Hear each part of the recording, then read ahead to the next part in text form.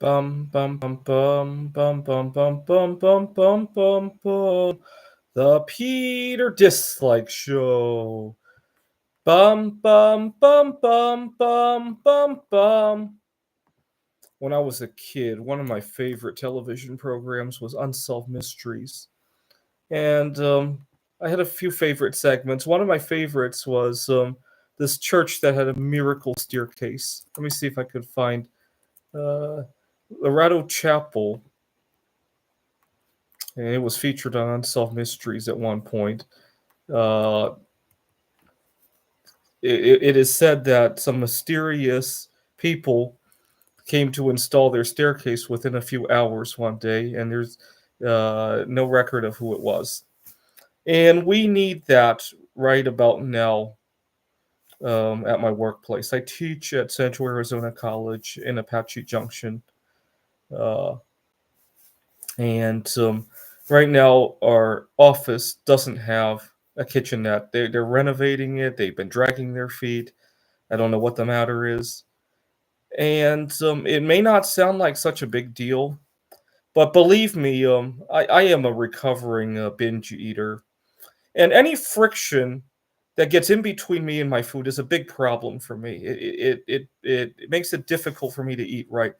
I don't know if any of my viewers are recovering eating disorder patients. Feel free to leave a comment on on whether or not certain frictions.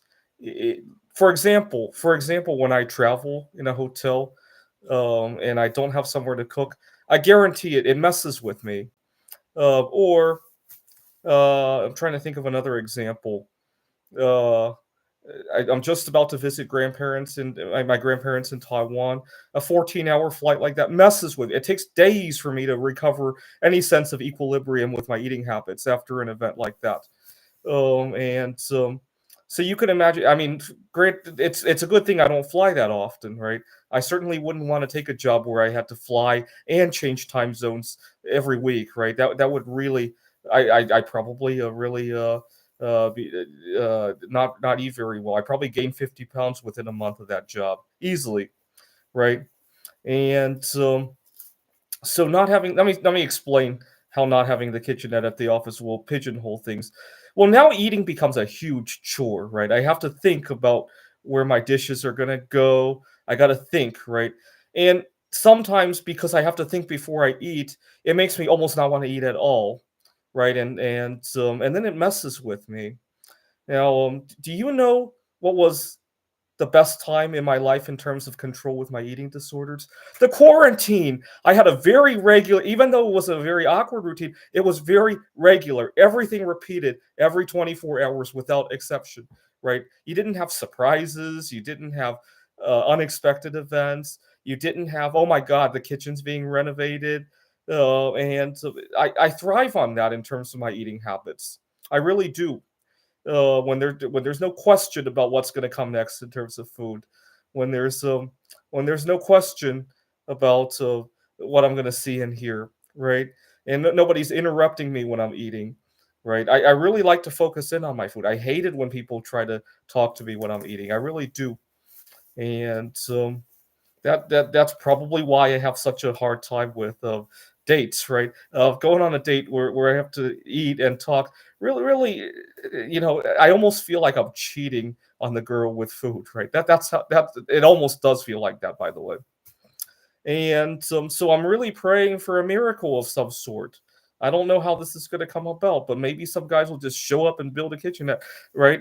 Whoever the guys were in that staircase, it happened in 1887, right? So I don't think they'd be alive today, but maybe a reincarnation of these people will just show up to Central Arizona College in Apache Junction and build a kitchenette of some sort. Now, the other miracle that I need is that at the office, we you guys have seen there's an adjunct office in a library building, and the rest of the library building is okay, but the adjunct office has really bad cell phone reception for some reason. I don't know if it's the materials in that office, right? It's glass, and can't get a signal in there. One day I was waiting for a really important phone call. I had been interviewing at a different campus, and Maybe that's why they block your cell phone. They don't want you looking for other work, right?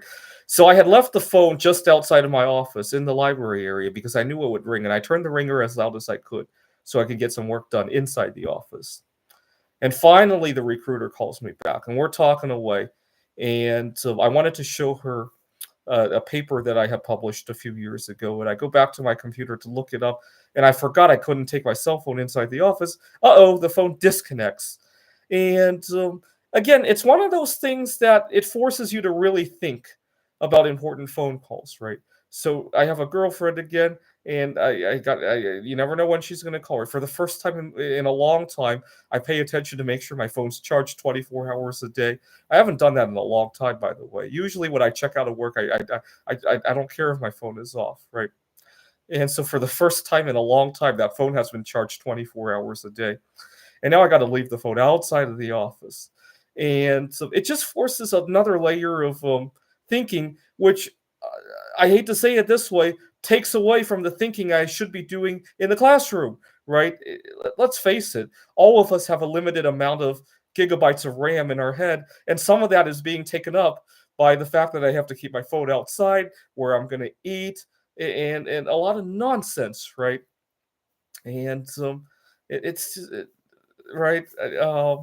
So I pray that some miracle guys come to take down the office and build a new one with some good material, right? Maybe build it out of some really lightweight material that's not going to jam cell phone signals. I'm trying to think what would be a good alternative to glass. Maybe instead of glass, it could be made of a crystal of table salt, right? That probably won't jam cell phone signals so badly, right? Or it could be a pane of diamond, right? Diamond is pretty light, right? It's carbon, right? It probably won't jam cell phone signals, right? So let's pray that some miracle guys take down our glass panels and replace it with a sheet of diamond. Um, Got to be cheap too, right? Well, diamond is pretty cheap. It's just a monopoly of some sort, right? Bismuth is way more rare than diamond, and so much cheaper, right? Of course, if the glass were made of bismuth, the problem would be way worse, right? Although if you could go in there and be blocked from all the background radiation, it might be good to sleep in a case lined with bismuth, right? You would be shielded from all that background radiation out there, right? Although I can't think of a way to make a clear material made of bismuth. Bismuth oxide is pretty opaque, right?